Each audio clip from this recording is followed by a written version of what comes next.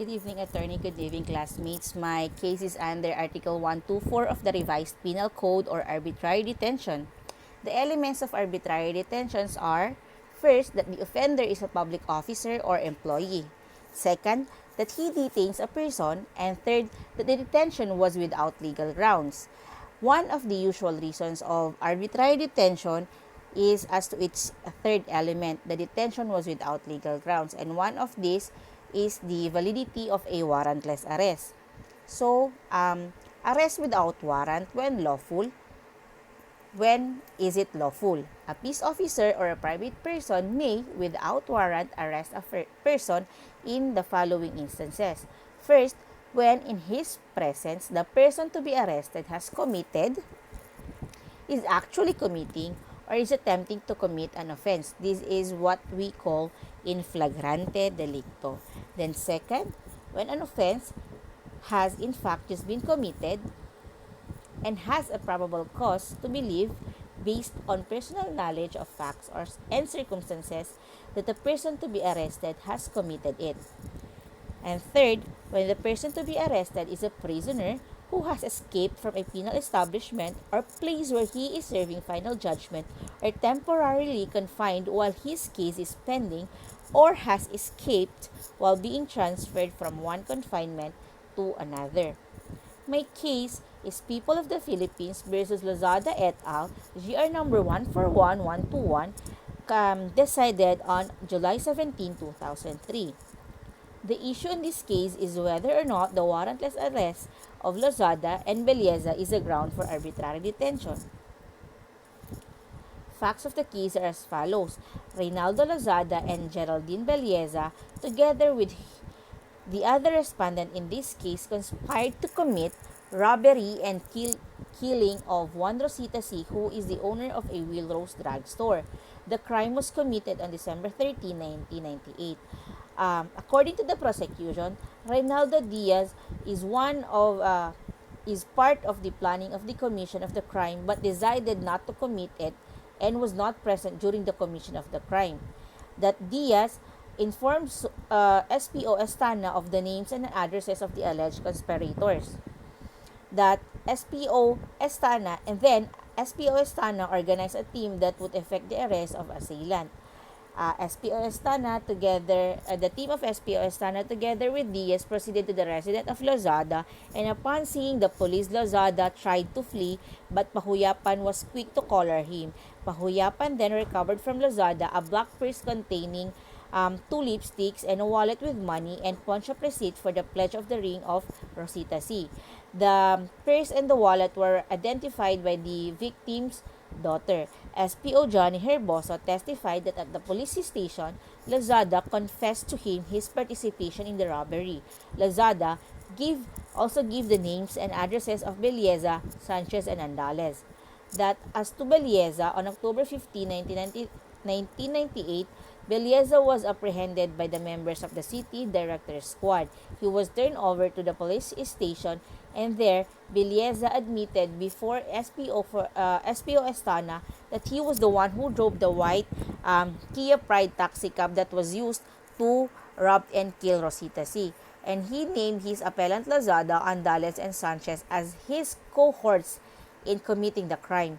He also led the police to the place where he hid the keys and bags of Rosita C. As to the car, it was testified by Lucia Caballero, the owner of the car, that Belleza was assigned to drive the car on October 13, 1998. The following day, Belleza returned the talks, reporting to her that the left front light of the vehicle had been hit and damaged by an insane person. According to the defense, Lozada claimed that he was at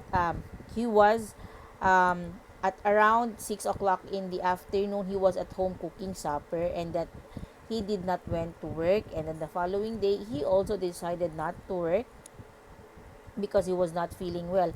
And at 5 o'clock in the afternoon of October 15, two policemen arrived at his house and without any warrant arrested and subsequently searched him. Nothing was found in his possession except his belt with buckle knife. And in jail, he met for the first time his co-accused Belleza and that he was maltreated by the police, and out of fear, he admitted his participation in the crime.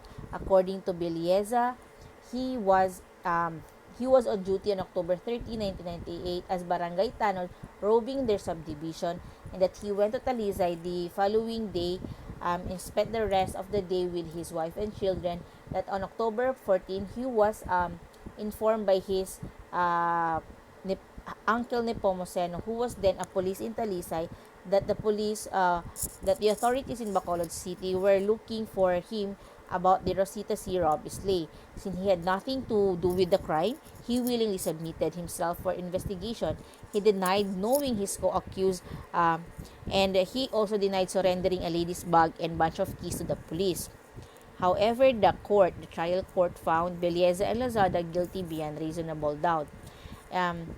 In this review, appellant Reynaldo Lozada would want the court to hold that the trial court erred in not finding his warrantless arrest to be unlawful.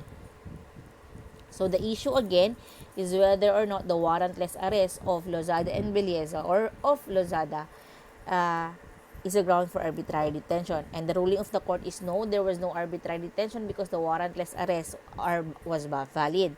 Again, let us remember that the elements of arbitrary detention is that the offender is a public officer or employee. In this case, a policeman is a public officer, that he detains a person. Yes, they detained Lozada and Belleza, and that the detention was without legal grounds. As to the third elements, let us see if the warrantless arrest was without legal ground or was not valid. No, again, a peace officer or a private person may without warrant arrest a person in the following instances, and let us focus in the letter B. When an offense has in fact just been committed and he has probable cause to believe, based on a personal knowledge of facts and circumstances, that the person to be arrested has committed it. Probable knowledge, according to the court, should be based on probable cause, which means an actual belief or reasonable grounds of suspicion. Grounds of suspicion are reasonable when the suspicion on the probable guilt of the person to be arrested is based on facts or circumstances sufficiently strong in themselves to create a probable cause of guilt of the person to be arrested. In this case, while there may be no eyewitness to a crime, conviction could still be reached on the basis of circumstantial evidence, provided the following: that there is more than one circumstance, that the fact in the inferences are derived are proven, the combination of all the circumstances is such as to produce a conviction beyond reasonable doubt. In this case, the circumstantial evidences that were presented in the trial court are the testimony of Reynaldo Diaz, the discovery of the body of C, the victim's belonging, and the testimony of the owner of the taxi cab. The circumstances constitute an unbroken chain which leads to the reasonable conclusion that the trial court could not have erred in finding appellants to have been the responsible culprits. The recovery of the loot from the appellants at the time of the arrest, moreover, gives rise to the legal presumption of guilt. The absence of an explanation on how appellants have come into the possession of the personal effects of the victim,